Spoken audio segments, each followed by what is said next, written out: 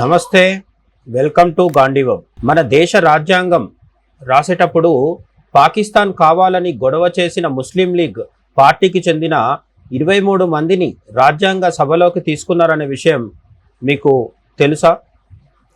వీళ్ళంతా పాకిస్తాన్ ఏర్పడిన తర్వాత కూడా అక్కడికి వెళ్లకుండా చాలా తెలివిగా ఇండియాలోనే ఉండిపోయారు.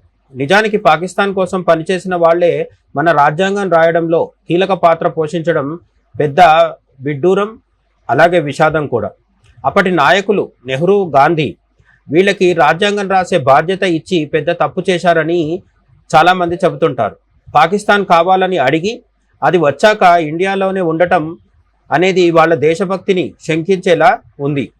దేశ విభజన టైంలో పంజాబ్ ముక్కలవ్వడానికి వీరే ప్రధాన కారణం. పాకిస్తాన్ ఏర్పడ్డాక అక్కడ హిందువులు, సిక్కులపై జరిగిన దాడులకు వీళ్ళ రాజకీయాలే కారణం. ఓట్ల కోసం కాంగ్రెస్ పార్టీ దేశాన్ని విడగొట్టిన వాళ్లను కూడా చెరదీసింది. దేశం కోసం పనిచేయాల్సిన చోట దేశాన్ని విడగొట్టిన వాళ్ళు ఉండటంపై చాలా విమర్శలు ఉన్నాయి. మద్రాస్ నుంచి మహమ్మద్ ఇస్మాయిల్, కేటీఎం మహమ్మద్, ఇబ్రహీం మహబూబ్ అలీ వంటి వాళ్ళు అందులో ఉన్నారు. బొంబాయి నుంచి అబ్దుల్ ఖాదర్, మహమ్మద్ షేక్, అబ్దుల్ అజీజ్ ఖాన్ వంటి వాళ్ళు సభలో ఉన్నారు. అస్సాం నుంచి మొహమ్మద్ సాదుల్లా, అబ్దుల్ రవూఫ్ వంటి వాళ్ళు కూడా మన రాజ్యాంగ సభలో ఉన్నారు. బేగం కుత్సియా, ఎజాజ్, రసూల్ వంటి వాళ్ళు కూడా ఆ జాబితాలో మనకు కనిపిస్తూ ఉండడం గమనించాలి. బీహార్ నుంచి జేహెచ్ లారీ, హుసేన్ ఇమాం, సయ్యద్ జాఫర్ ఇమాం వంటి వాళ్ళు కూడా ఉన్నారు. ఇప్పుడు వాళ్ళ వారసులు పెద్ద పెద్ద నాయకులుగా చెలామణి అవుతూ ఈ దేశంలో మాకు వాటా ఉందని గట్టిగా మాట్లాడుతున్నారు. దేశ విభజనకు సాయం చేసిన వాళ్ళ వారసులు ఇప్పుడు మన జాతీయత గురించి మాట్లాడటం విడ్డూరంగా ఉంది. వీళ్ళు రాజ్యాంగ సభలో ఉండటం ఇండియాకు, పాకిస్తాన్ మేధావులకు ఒక సేఫ్ గేమ్లా తయారైంది. కాంగ్రెస్ తెచ్చిన సెక్యులర్ అనే పేరుతో దేశంలో అటు హిందువులకు ఇటు ముస్లింలకు కాకుండా విచిత్రమైన పరిస్థితి క్రియేట్ చేశారు. రాజ్యాంగం రాసేటప్పుడు వీళ్ళ ప్రభావం వల్ల అప్పటి జాతీయ లక్ష్యాలు దెబ్బతిన్నాయని అనిపిస్తూ ఉంటుంది. దేశం విడిపోయినా కూడా అఖండ భారత భావనను దెబ్బతీసే వాళ్ళు రాజ్యాంగ సభలో ఉండటం పెద్ద లోపం. కేరళ ముస్లిం లీగ్, ఇండియన్ యూనియన్ ముస్లిం లీగ్ పార్టీలు ఇండియాను పాకిస్తాన్గా మార్చడమే లక్ష్యంగా పెట్టుకున్నాయని మనకు బాహటంగానే తెలుస్తూ ఉంది. 1947 తర్వాత కూడా వీళ్ళు తమ అజెండాలను ఆపకుండా ఇండియాలోనే కొనసాగిస్తూ వచ్చారు.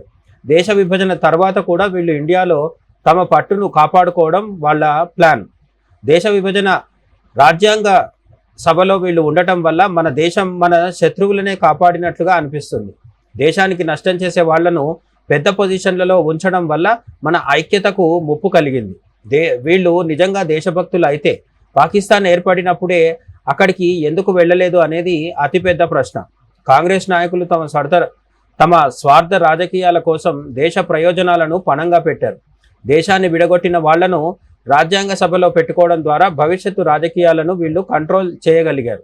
హిందుత్వ దృక్పథం ప్రకారం చూస్తే, జాతీయవాద దృష్టితో ఆలోచించినప్పుడు దేశాన్ని ముక్కలు చేసిన వాళ్లను రాజ్యాధికారంలో చోటు ఇవ్వడం చరిత్రలో జరిగిన అతిపెద్ద తప్పుగా మనం భావించవచ్చు.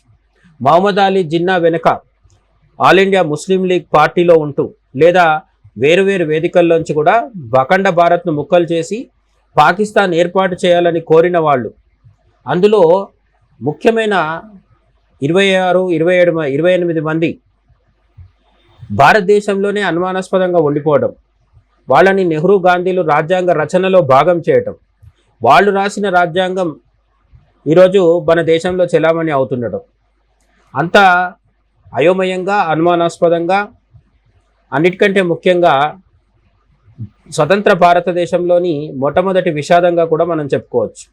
దేశ విభజన వల్ల లక్షలాది మంది హిందువులు ప్రాణాలు కోల్పోయారు.